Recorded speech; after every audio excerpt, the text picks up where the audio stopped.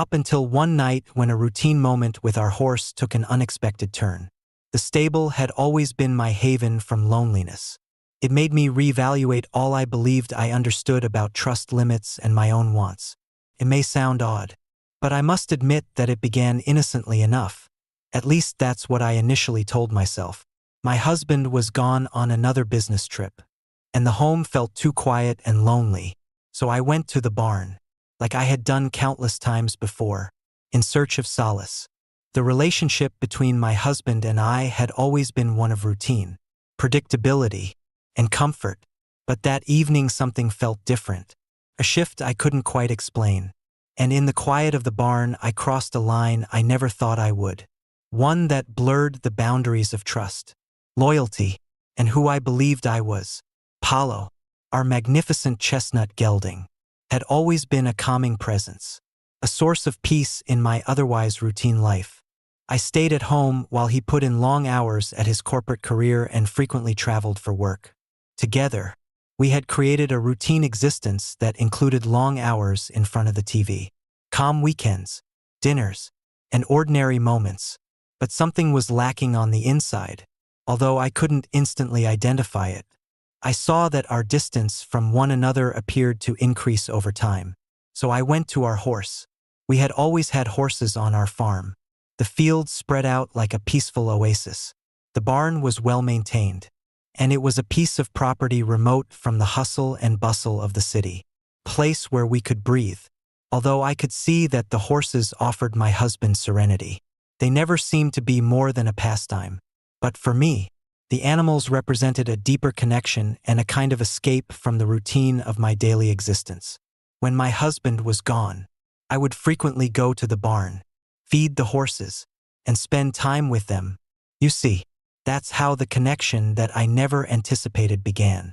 When my husband was gone on a business trip, I recall the first time I entered the barn by myself.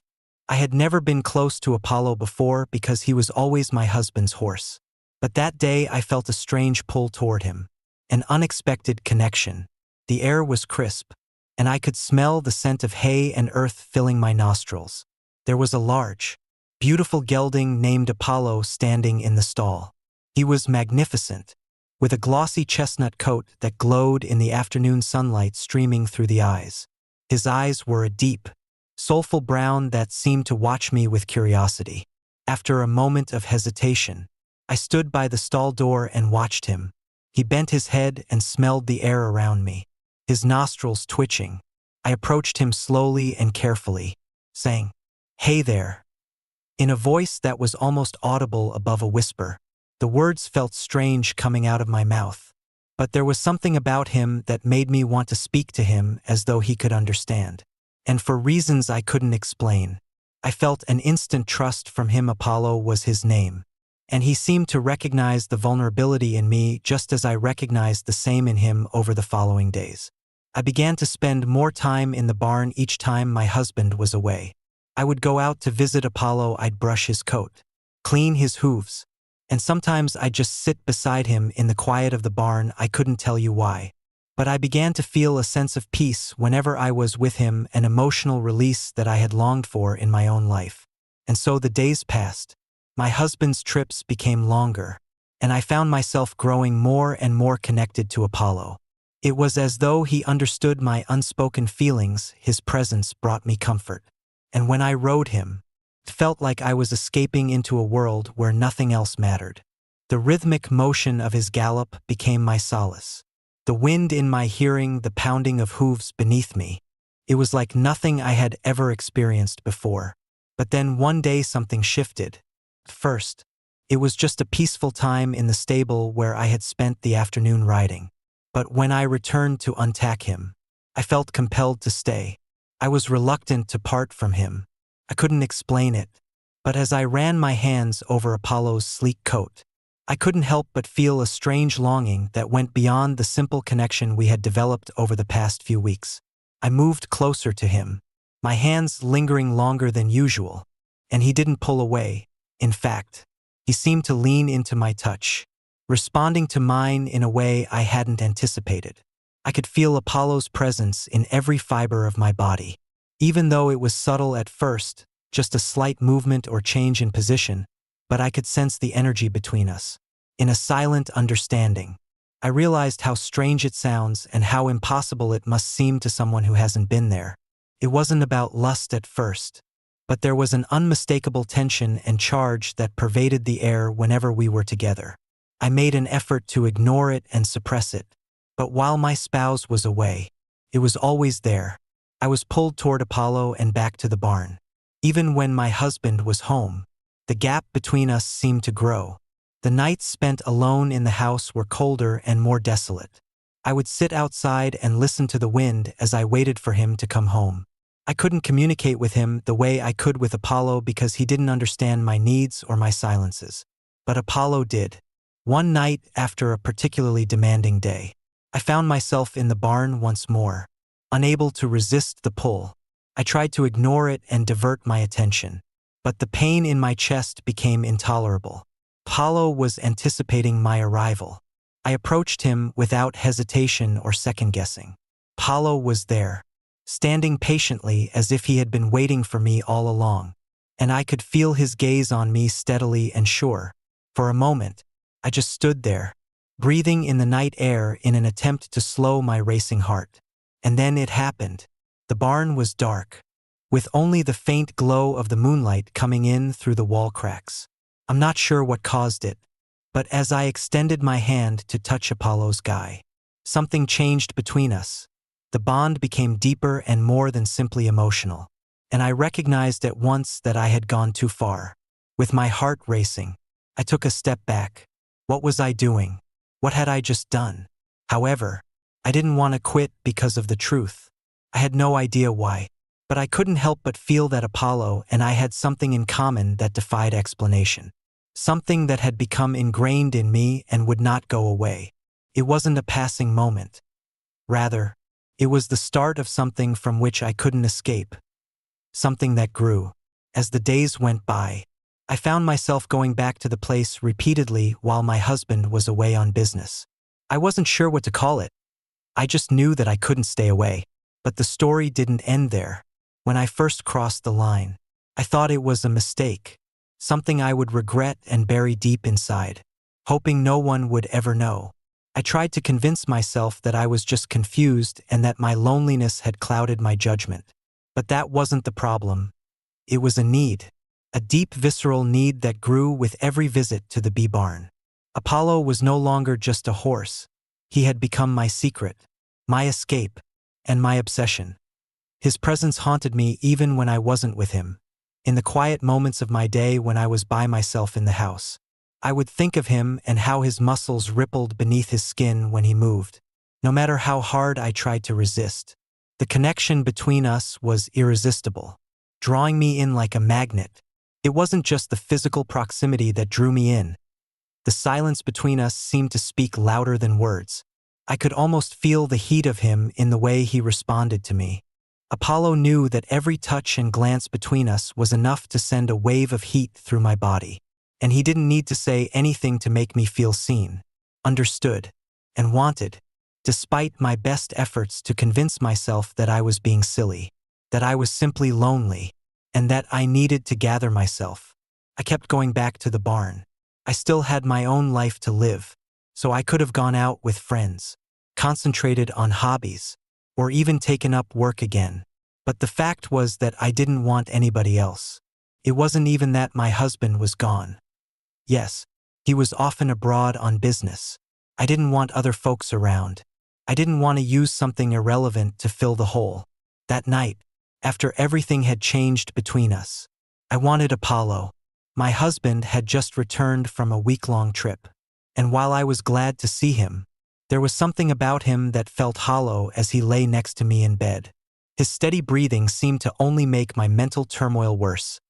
I was unable to concentrate on the warmth of Apollo's body or the rhythm of his movements. Everything played back in my mind like a movie on repeat. For a moment, I felt torn between the life I had created with my husband and the strange new world I had started to carve out with Apollo. I had been back from the barn for hours, but my body still tingled and my skin still hummed with the memory of what had happened. Apollo's presence seemed to linger in the air, and the bond between us pulsated with its own rhythm. I slipped out of bed, being careful not to wake him, and found myself standing by the window, staring out at the barn in the distance. I attempted to push it away, but it resisted. Now there was no getting out of it. I returned to the bed, moving slowly as though in a trance. I could hear my husband breathing quietly, his back to me, and he was utterly oblivious to the storm that was building inside of me. The stillness between us was oppressive. My husband was a good man, and he didn't deserve this, but I couldn't care less at the moment. The following day, I waited for the opportunity because my husband had plans to meet with a colleague, leaving me alone once more with only the sounds of the house and the fields outside dying for company. I wasn't sure what it was that made me feel this way. Maybe it was the way Apollo's gaze burned into me whenever I was near him, or maybe it was just the irresistible pull of a desire I had been trying to bury for so long. But I didn't hesitate. As soon as I knew my husband was gone, I headed to the barn. I walked swiftly as though I knew deep down that I may halt if I slowed down. And I was unable to stop. Not right now. Apollo, as usual, was waiting for me. His coat was smooth, and his muscles moved beneath his skin as he turned to face me. His eyes met mine, and I believe I could feel the same need in them that I felt in my chest. I remained silent. Words were unnecessary now.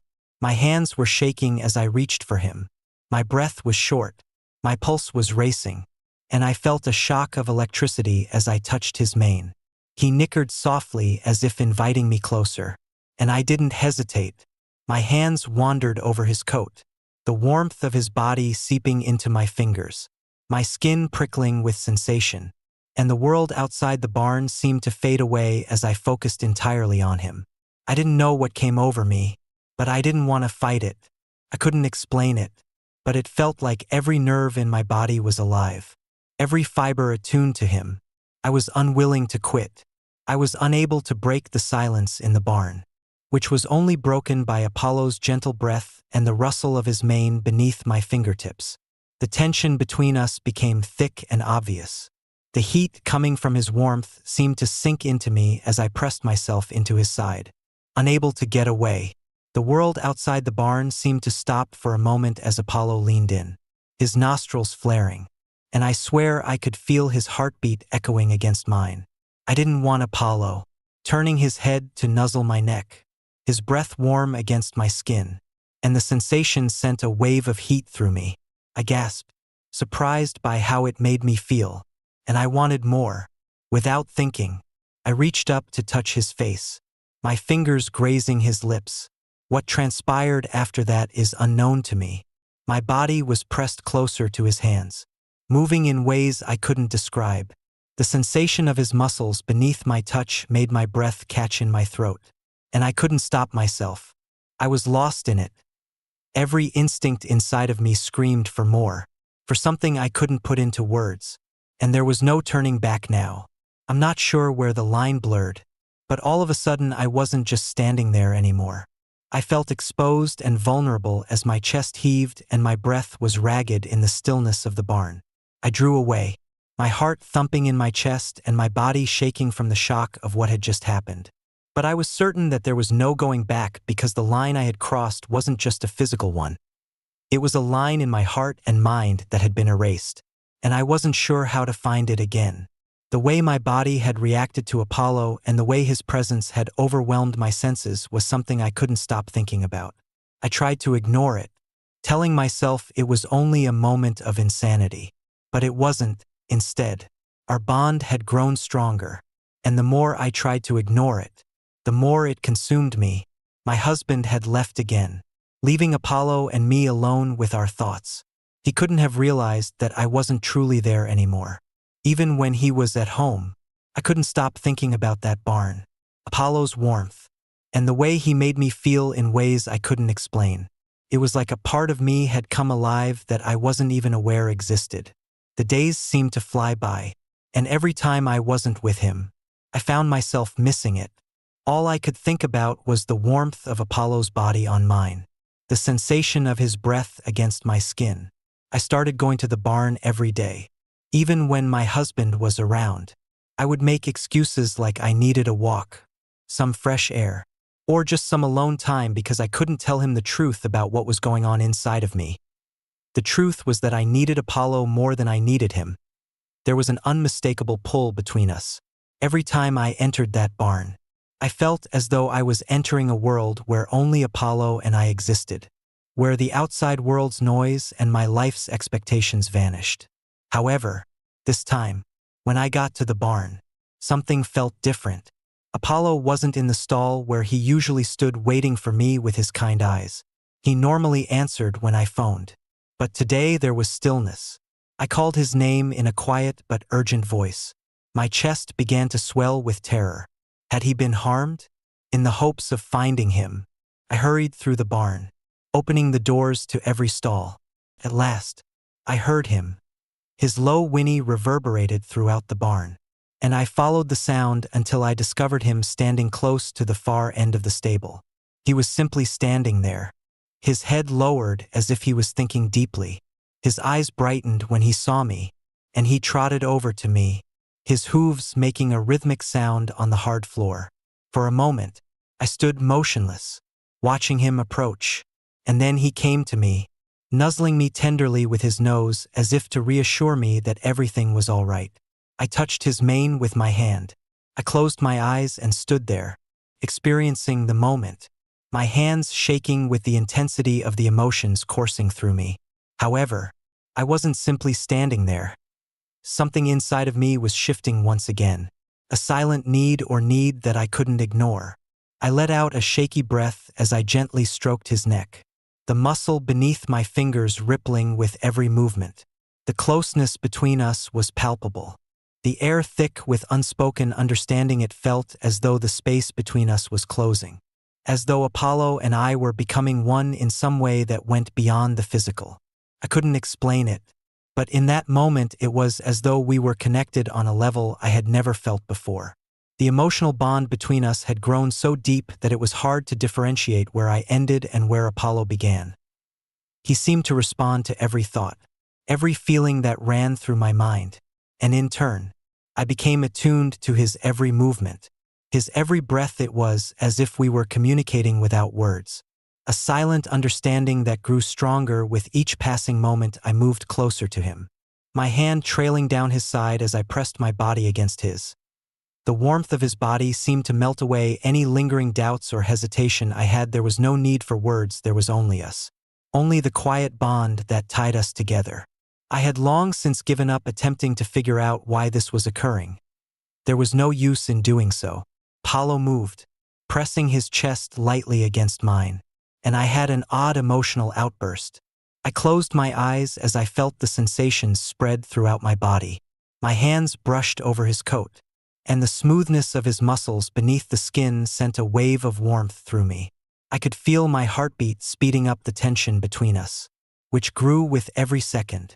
I had never felt so alive, not just because of the physical proximity, though that was undeniable, but also because of the emotional intensity and the sense that I had discovered something that went beyond the ordinary. Apollo was no longer just an animal to me. He was my equal. His eyes met mine once again, and I felt an electric current flow between us, our connection becoming closer in a manner that was almost terrifying. He understood me in ways that no one else could, and I understood him in ways that no one else could ever understand. For a moment, I felt as if I had fused with him. I was no longer simply me. I was we. I could feel his warmth, his vitality, and his life force. Unconsciously, I reached for his man with my hands, drawing him nearer to me. His body reacted by gently rubbing against mine, making my pulse beat. Every inch of him seemed to flame with a need that matched mine. I couldn't ignore the pull any longer. He was a part of me, and I was a part of him. The tension that had been steadily building between us over the previous few weeks had finally reached a breaking point. But as soon as it did, something inside of me pulled back. I stood there, my body shaking, my breath coming in short gasps as I realized what I was doing, and the guilt and shame came rushing in like a cold bucket of water. What had I done? What had I become? With my heart racing, I withdrew from Apollo, unable to look at him for a second. I staggered back, my hands shaking as I wiped my face in an attempt to rid my head of the guilt and the dread that I had crossed an irreversible boundary. Even though Apollo could feel the storm raging inside me, I didn't know how to stop, how to turn away from this strange, twisted connection that had formed between us, and how to return to the way things were before because, despite my best efforts to convince myself that I could, I knew deep down that I was someone else entirely, someone who had crossed a line that could never be uncrossed. And the most terrifying part was that I didn't know if I ever wanted to go back. I had no words to describe what was happening between us, and Apollo seemed to understand in that silence. He didn't move away from me, instead standing there watching me with those deep, knowing eyes. The draw between Apollo and me was irresistible, but it came with a darkness I couldn't shake. And I was spinning, lost in a world I couldn't understand. It felt like I had voluntarily entered a maze with no way out and no way to reverse what I had allowed to happen. The worst part was that every part of me, my body, mind, and soul, was desperately drawing me back into that maze and deeper into Apollo's orbit. At times, the guilt was overwhelming, but at other times, when Apollo was close to me and nuzzled my neck or brushed against me with his warm, soft body, the guilt subsided. It seemed inconsequential compared to the magnetic pull that now existed between us. I wasn't reminded of the life I had left behind, the promises I had made, or the vows I had taken. Everything seemed to make sense in a way that the world around me could never. There was no noise, no judgment, just us. But the tension was growing. It was palpable in my bones. Not only did Apollo and I grow closer, but I also realized that I couldn't continue to live in this secret world indefinitely. There were days when I felt the need to maintain the facade I had created with my husband, but I also knew that he was beginning to notice a change in my eyes that was no longer concealable. I had managed to maintain appearances for a while, lying to myself and to him when he returned from his travels. But I knew that he was beginning to notice what was happening in my eyes. I couldn't hide the way I would lose myself in thoughts unrelated to Apollo and how my body seemed to hum with electricity whenever I was around him. One evening, my husband approached me with a serious face. He had been silent for days and was observing me out of the corner of his eye with an expression I couldn't identify. The questions lingered between us like a dense fog that suffocated everything. He leaned against the door frame and looked into my eyes. "What's happening?" A part of me wanted to reveal the truth about how I had been hiding the secret world I had created with Apollo and how I had betrayed him. But another part of me couldn't bring myself to break the illusion. He asked in a low voice that was filled with an unnerving calm. I swallowed hard and felt my stomach turn to knots. I answered, sounding much more distant than I meant to. "I don't know what you mean." I chastised myself for my hands shaking and my heart's racing. "I've been giving you space because I believed you needed it. But this isn't you." He examined me for a long time before pulling away from the doorframe, but his eyes remained fixed on me as he moved closer. His voice was suddenly lower and somewhat worried. "You've changed." I didn't know how to respond.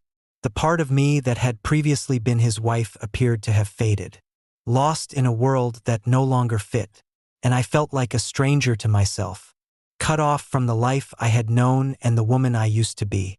He wasn't persuaded, so he observed me for a second before turning and walking out of the room without saying anything more.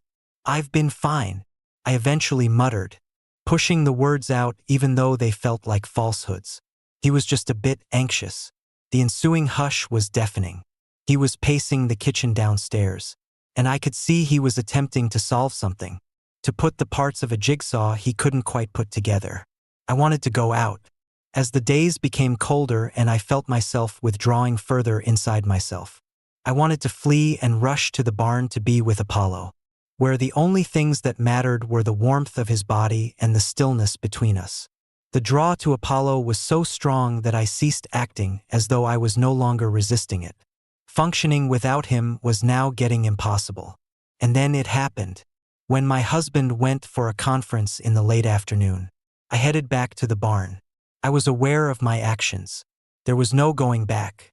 Even though I was aware of the dangers, Apollo welcomed me as usual, and I found myself standing there, unable to take my eyes off of his rich brown eyes as our bond appeared to sparkle in the air.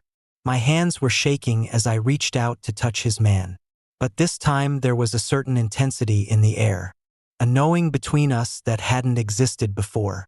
As I ran my fingers through his mane, I felt the tension in my body release, the rush of desire washing over me. My mind was unable to process it any longer, the thoughts too jumbled, the emotions too raw, and then I heard a noise. Footsteps. My heart stopped, and a wave of panic swept through me. Apollo's eyes were wide, his body stiff, but the peaceful bond between us remained intact. I hurriedly backed away, my breath coming in short gasps as I looked around the barn. However, it wasn't my husband's sound that made me freeze in place. When I heard the barn door creak open and my husband's unmistakable voice, I felt as though time had stopped the world from waiting and holding its breath. My blood ran cold. I had been caught, not physically but emotionally, and there was no turning back now. I heard him go toward the barn, each step reverberating in my head like a countdown, and I remained still, not knowing what to do next. When my husband entered the barn, I could feel the weight of the truth bearing down on me and the repercussions of my actions finally catching up to me. I could no longer pretend or hide behind falsehoods. I kept my eyes off of him. I was unable to.